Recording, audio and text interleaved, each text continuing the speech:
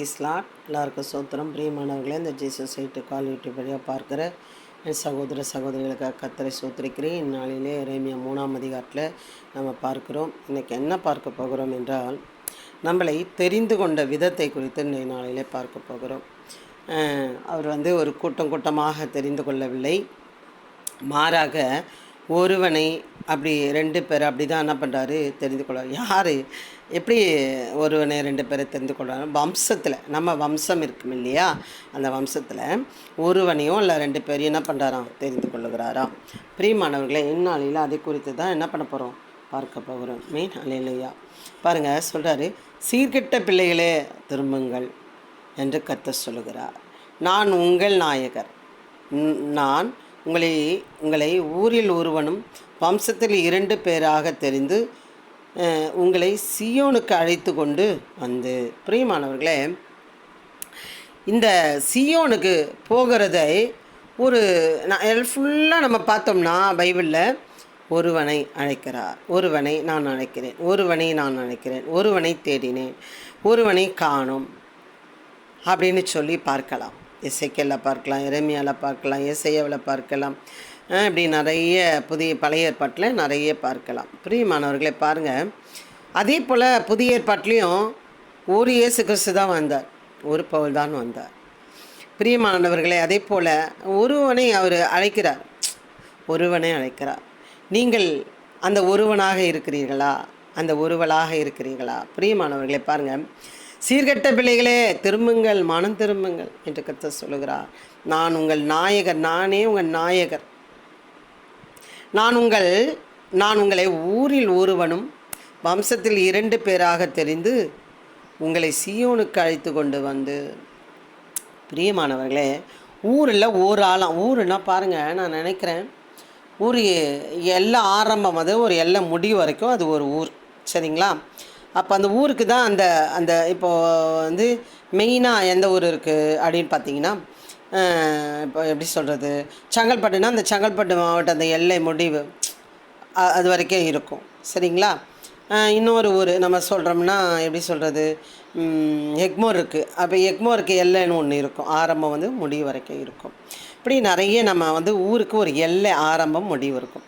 அப்போ அந்த ஊரில் என்ன பண்ணுறாராம், ஒருவனும் வம்சத்தில் 2 பேராக தெரிந்து உங்களை சீயோனுக்கு அழைத்து கொண்டு வந்து. ரொம்ப பெரிய கூட்டத்தெல்லாம் அவர் பார்க்கல, ஒரு சிறு கூட்டத்தை தான் தேடுகிறார், ஒருவனை அவர் தேடுகிறார். பிரியமானவர்களே, இந்நாளிலே இது என்ன நடக்குது அப்படின்னு பார்த்தீங்கன்னா, இந்த ஊரில் ஒருவன் வரும் பொழுது அந்த ஊர் ஜனங்களுக்காக ஜெபிக்கிறவனாக காணப்பட வேண்டும். வம்சத்தில் 2 பேராக தெரிந்து கொண்டு. இந்த வம்சத்தில் ஏன் 2 பேரை தெரிந்து கொள்ள? அப்போ வம்சம் எவ்வளோ தலைமுறைகள் இருக்கும், அதில் 2 பேரை தெரிந்து கொண்டேன் அப்படின்னு சொன்னால் எவ்வளோ ஒரு சொப்ப ஜனங்கள் ஏன் நம்மளை தெரிந்து கொண்டார் என்று. அப்போ தெரிந்து கொண்டவரை நம்ம சிந்திக்கணும், நம்மளை தெரிந்து கொண்டாரா, அப்பா எவ்வளோ பெரிய பாக்கியம், எவ்வளோ பெரிய பாக்கியம். இதை நம்ம என்றைக்கு என்ன பண்ணிடக்கூடாது, மிஸ் பண்ணுறவர்களாக காணப்படக்கூடாது.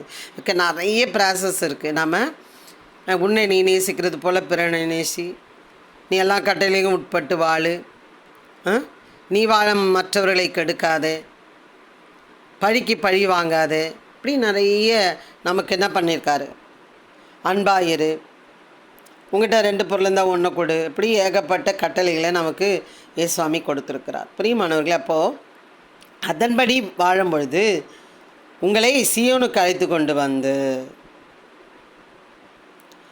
இந்த சீயோனுக்கு போகிறது லேசான காரியம் இல்லைங்க, உண்மையிலே சொல்கிறேன். நான் தெரிந்து கொள்ளப்பட்டவளாக என் வீட்டில் முதல் நான் தான் தெரிந்து கொண்டேன். பின்பு என் பையன் சின்னவன் ஞானஸ்தானம் எடுத்தான். அதுக்கப்புறம் எங்கள் அப்பா அவர் ஞானஸ்தானம் எடுத்தார். பிரியமானவர்களே, நாங்கள் என்னைக்கு ஞானஸ்தானம் எடுத்தோமோ அன்னிலேருந்து நாங்கள் அடிக்கப்படுகிறோம், தள்ளப்படுகிறோம், பிரிக்கப்படுகிறோம், ஒதுக்கப்படுகிறோம், கொல்லப்படுகிறோம். அப்படி வார்த்தைகள், அப்படி பார்வைகள், அவளோட பேச்சுகள்.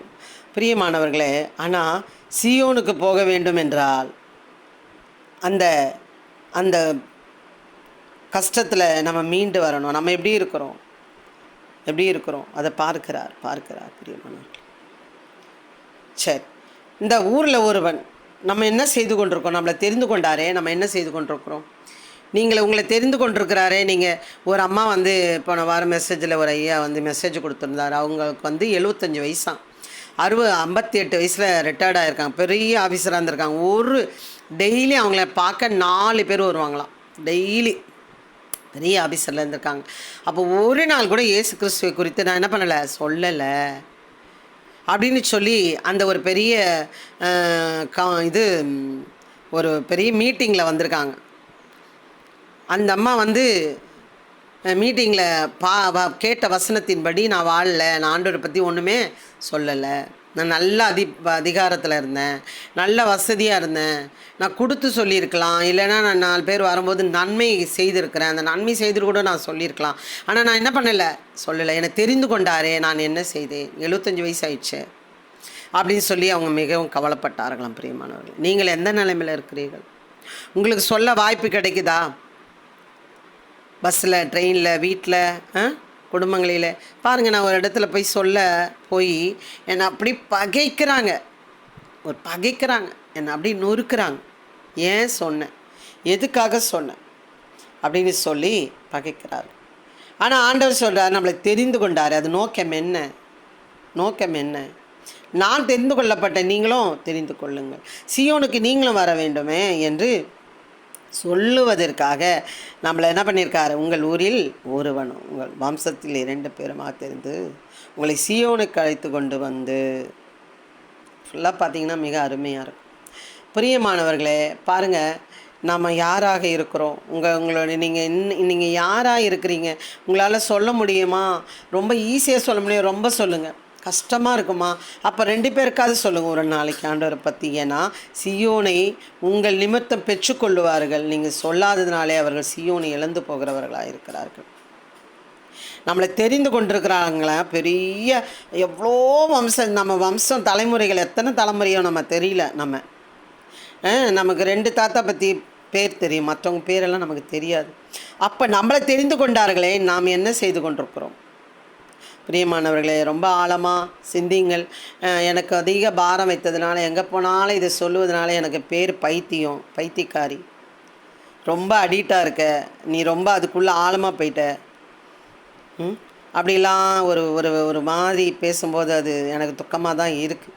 ஆனாலும் அதை சொல்லாவிட்டால் நமக்கு ஐயோ, நீங்கள் சொல்லுங்கள். உங்களை அழைத்த நோக்கத்தை நினைத்து அவர்களுக்கு சொல்லுங்கள். எவ்வளோ பெரிய ஸ்லாக்கியம்.